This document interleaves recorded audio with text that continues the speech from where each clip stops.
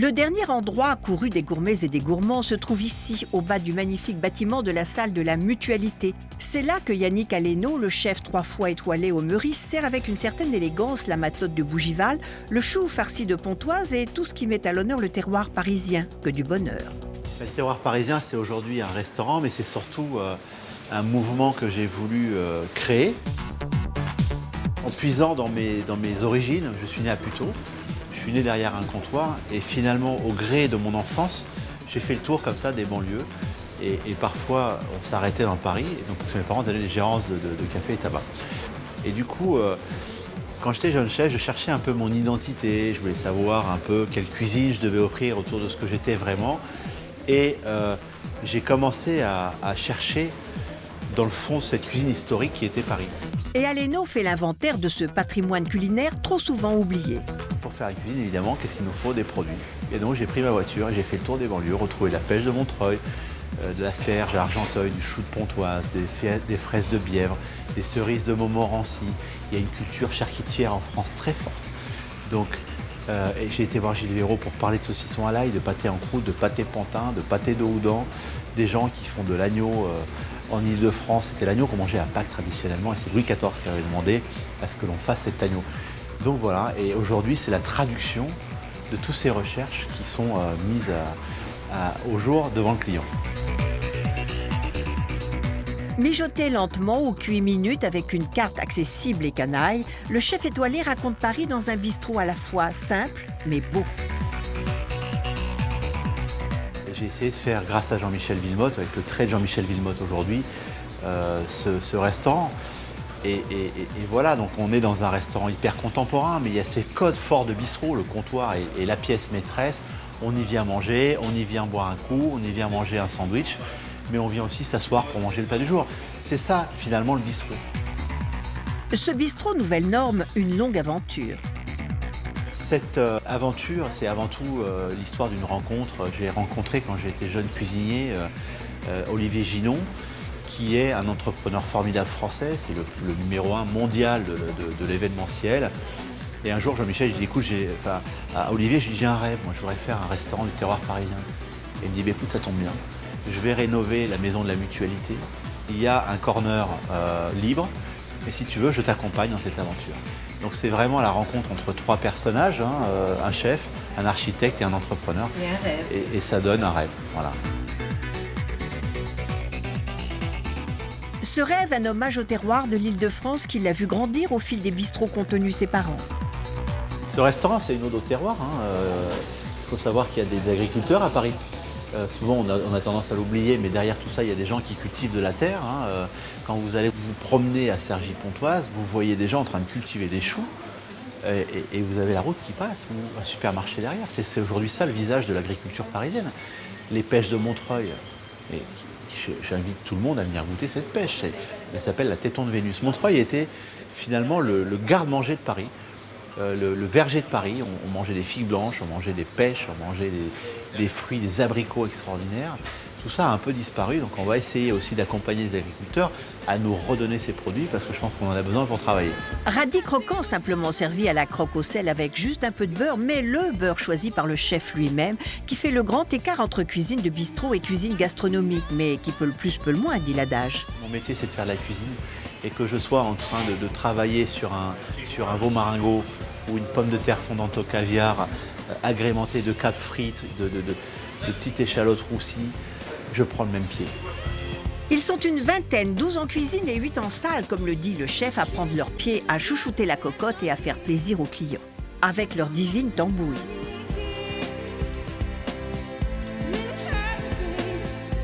Le seul message que l'on veut faire passer, c'est finalement ce moment de partage. La table est certainement un des endroits les plus neutres où tout le monde se retrouve pour partager un moment. Simplicité avec Yannick Aleno rime très souvent avec créativité. Et je m'amuse beaucoup aussi dans les codes de vie. Et j'essaye de m'amuser à bousculer ces codes de vie. Et quand je vois, quand on se balade à New York dans les rues, et qu'on mange un sandwich que tout le monde connaît, qui s'appelle le hot dog, Et je me dis, mais mon Dieu, pourquoi à Paris, nous, on n'a pas notre dog? Alors j'ai fait un sandwich de tête de veau. Moi, j'ai fait une petite saucisse de tête de veau. Et au lieu de mettre du ketchup, je mets une sauce gribiche avec des cornichons, des capres, des œufs, etc. Et je croque ce sandwich bien chaud, je me régale. Voilà, ça m'amuse. La sauce gribiche, biche entre le merlan de Bercy et le pissenlit de Montmagny. Les mots ajoutent au plaisir.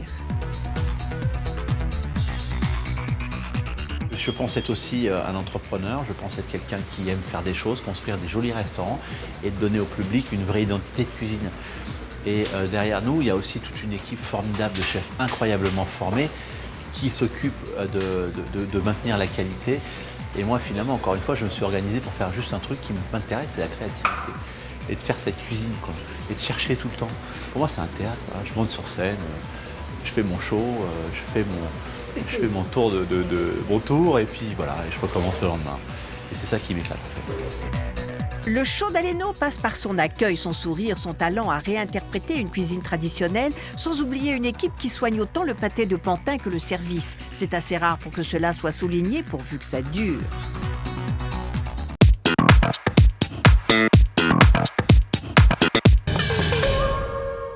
Comment on tombe dans la cuisine ? C'est un peu bizarre parce que je pense que j'ai reçu quelque chose et les fées cuisine se sont penchés sur mon berceau.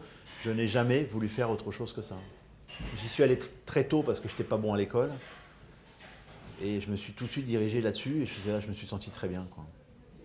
Quand je partais en CAP et que mes petits copains partaient faire des études supérieures, évidemment, c'est tout de suite dénigrant, hein.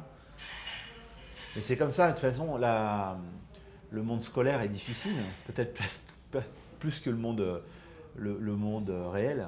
Les enfants ne se font pas de cadeaux. Et c'est peut-être aussi ce qui construit l'envie d'y arriver. Finalement, ce sont peut-être des étapes nécessaires. En tout cas, c'est vrai, j'ai un souvenir de ça, où on était à Rueil, où mes petits camarades se moquaient de moi parce que j'allais pas en lycée. Mais peu importe, c'est le destin de chacun. Moi, j'ai eu beaucoup de chance de rencontrer des gens formidables qui m'ont formé, accompagné, donné une suite à l'éducation que j'avais reçue. Je crois que l'éducation que j'ai reçue a donné du sens. Après, quand je suis rentré dans ce monde un peu brutal de la restauration, c'est quand vous avez 15 ans, c'est un peu ratatouille, hein. Ouais. Vous voyez l'image de Linguine qui arrive dans une cuisine, c'était ça à l'époque, hein. On rentrait sous la tutelle sous le tutorat d'un chef. Et après, c'était parti. Donc moi, j'ai eu la chance de rencontrer Gabriel Biscay parce que mes parents tenaient un café. Et il venait prendre son jus le matin. Et c'était un peu la chance de rencontrer des gens. J'ai toujours eu de la chance, finalement. C'est sûr que le travail donne le résultat. Je ne connais personne qui soit arrivé sans travailler. C'est pas possible. Donc, évidemment, ça... Mais à la fois... Est-ce que c'est un travail? Je ne le considère pas comme cela parce que ce n'est pas une souffrance. Je dirais qu'à la limite, souvent les gens disent ouais, je vais travailler. Moi, je fais ma passion au quotidien, je construis des lieux formidables avec des gens formidables. J'ai eu la chance, encore une fois, de croiser Villemode, d'avoir des collaborateurs incroyables. Enfin, c'est ça, finalement, la chance que j'ai. C'est que tous les jours, j'ai l'occasion de rencontrer des gens extraordinaires. Un vigneron, un architecte, un grand patron. Enfin, vous vous rendez compte, moi je suis un fils de banlieue, voilà, ça se mérite. Ça fait 5 ans qu'on est à Cheval Blanc aujourd'hui, ça fait 5 ans qu'on ne démérite pas. Croyez-moi que si on n'était pas à la hauteur, on serait déjà parti, hein. Il faut être objectif, il faut être regardant, il faut être stratégique. On est, en tout cas, même à Paris-Courchevel, c'est pareil, on est dans une concurrence incroyable. Et ce qui fait venir les gens et un succès commercial, c'est l'intelligence que l'on met dans l'entreprise. Donc, quand j'ai été voir M. Arnaud pour lui demander de me faire le nouveau 47 en bas, il n'a pas hésité 2 minutes parce que j'y suis allé, je pense, avec les bons arguments et je pense la bonne vision pour sa maison. Je l'ai fait évidemment pour moi, mais je l'ai fait aussi dans l'intérêt de la maison. Parce que je sentais qu'il était temps qu'on ait un restaurant extrêmement luxueux, pointu. La preuve en est, c'est qu'aujourd'hui, on a écrit les premiers dessins de la cuisine moderne dans sa maison. Le nouveau travail des sauces a été fait chez lui. C'est pas pour rien, quoi. Je veux dire, on s'est doté d'un outil qui a un regard porté sur l'avenir. Une sauce, c'est...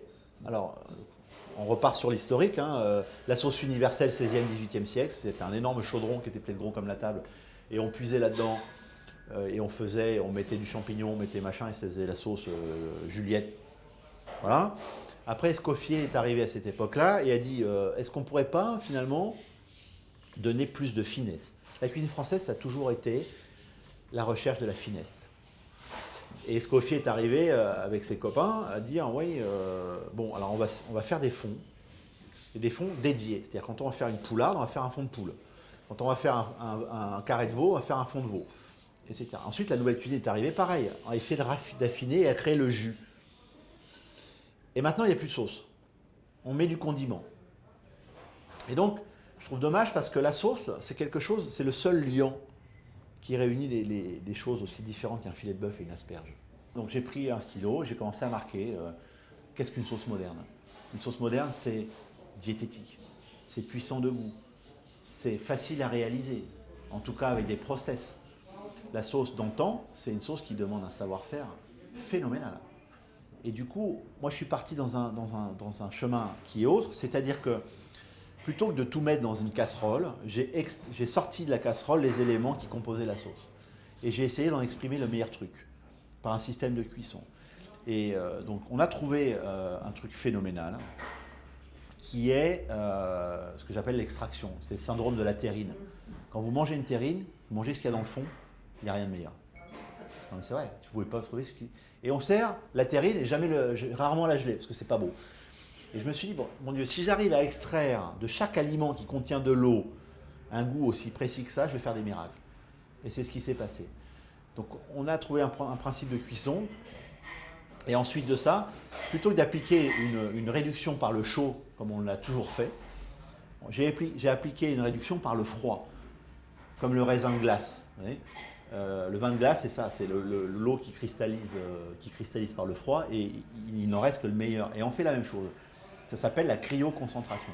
Et il en sort un jus, et donc on applique comme ça des réductions successives, et ça donne des extractions phénoménales. Et ensuite, j'applique un système, un truc qui est simple, c'est ce que font les vignerons depuis tout le temps. Donc mes extractions, c'est comme mes vins de réserve, et je les assemble pour faire des sauces qui ont des goûts extraordinaires, des choses que je n'avais jamais eu l'occasion de goûter. Et pour moi, ça, ce sont des sauces modernes. Le terroir parisien, ça a démarré en 2006, suite à un papier qu'avait écrit François Simon. C'est assez étonnant parce qu'il prenait comme ça des chefs de ma génération, des noms de chefs, des plats des chefs de ma génération, il avait mêlé tout ça, il avait demandé au lecteur, écoutez, trouvez à qui appartiennent ces plats. Et il y avait une espèce pas d'imitation, mais de choses qui se ressemblaient en tout cas. Alors premier réflexe, prenez le papier, vous le jetez à la poubelle, mais c'est pas possible, pour qui se prend. Après je suis parti au rugby avec mes fils, donc ils jouaient, moi je jouais pas, mais je suis parti les voir jouer. Et le soir je suis revenu, j'ai repris le papier, je l'ai relu et analysé. Et je me suis dit, mais si, il a raison. Il a évidemment raison. Son analyse est la bonne. Quelle est mon identité? Il a réussi à créer, grâce à ces mots, la compréhension de mon identité. Et mon identité, c'est quoi? Quand j'étais gamin, je n'osais même pas dire que j'étais fils de bistrotier, je n'osais même pas dire que j'étais parisien. Parce qu'à l'époque, tous les cuisiniers venaient de province. Il y avait un peu comme ça des corporations, des Bretons, des Auvergnats, des Basques, etc. Et tous faisaient partie d'une communauté. Donc quand vous arriviez comme ça, que vous veniez de banlieue, bon, les gens vous regardaient un peu de travers. Je faisais plutôt valoir les origines de ma grand-mère, de ma mère, de Lozère, ou les origines bretonnes de mon père, mais voilà. Et finalement, mon identité, elle est quand même assez noble, puisqu'elle est parisienne. Elle est, oui, je suis né à Puteaux, oui, j'ai fait le tour des banlieues, je connais Suresnes, je connais Montreuil, je connais Taverny, je connais... Parce qu'au gré des gérances, comme ça, on a bougé. Et je me suis dit, bon, et finalement, si tu plantais ton vrai drapeau parisien là, bon, c'est chez toi, en fait. Le premier restaurant tel qu'on le vit aujourd'hui, avec un choix, un stock, est né à Paris, rue des Poulies, qui est aujourd'hui devenue la rue du Louvre. Donc c'est assez marrant de voir un peu les choses évoluer. Bon, après la Révolution, les chefs ont dû travailler. Et donc se sont retrouvés à faire des commerces. Donc c'est la première fois qu'on arrêtait de faire des estaminets et des bouillons. Et quelqu'un, avec son savoir-faire de grande bourgeoisie, a dit à un public, vous pouvez venir chez moi et choisir votre grand plat, etc. Donc il y a énormément de grands plats qui sont nés à Paris, énormément de grandes sauces. Et donc j'ai voulu retrouver ce tissu historique. Et une fois que vous avez les plats identifiés, vous avez besoin du produit. Et là, disparition énorme, puisque 160 produits d'origine, début du 19e, quand j'ai commencé en 2006, il en restait 45-46, je crois, d'origine. Il restait l'asperge d'Argenteuil, il restait le chou de Pontoise, il restait les cerises de Vernouillet, les poires d'Andrézy, enfin des choses comme ça. Hein. La figue blanche de Paris a disparu, l'artichaut avait disparu, on l'a remis en plantation, les carottes rondes de Paris avaient disparu, enfin plein de choses comme ça. Alors on a essayé de refaire évidemment un creusot de produits d'origine. Maintenant le terroir parisien, ça ne doit pas être un terroir passéiste, ça doit être un terroir de futur. Et comme le faisait Parmentier quand il a planté les pommes de terre dans les jardins de Sablon à Neuilly, il a déjà créé un terroir du futur à l'époque. La pomme de terre est devenue notre alimentation première alors que ça vient du Pérou. Il y a eu cette réversion, prise de conscience. Derrière, il y a eu le Servia, c'est une organisation d'État qui a commencé à créer le label de saveurs d'Île-de-France grâce au terroir parisien. On crée une association de restaurateurs dont je fais partie, hein, et je suis même le moteur de gens de banlieue, qui s'appelle Pousser ici, cuisiner ici. Mais la gastronomie, c'est un art de vivre. C'est la réunion des vignerons, des gens qui font des belles serviettes, des belles chaises confortables, enfin tout ça. Les produits exceptionnels, des chefs extraordinaires, c'est ça. Et si par hasard, c'est pas par hasard, mais si par le travail, par la différence, j'arrive à faire rêver un minimum de gens avec une assiette ou un plat ou un truc, je pense que j'ai réussi mon truc. Mais c'est un peu, c'est des plaisirs qui sont très difficiles à atteindre. Un jour, vous allez vous balader devant une œuvre d'art et vous allez être comme ça. C'est inexplicable. Il faut être dans la différenciation. Pour moi, un restaurant 3 étoiles, c'est l'émotion pure. C'est l'expérientiel. C'est le moment où vous allez sortir de là en disant « Waouh, il m'est arrivé un truc ».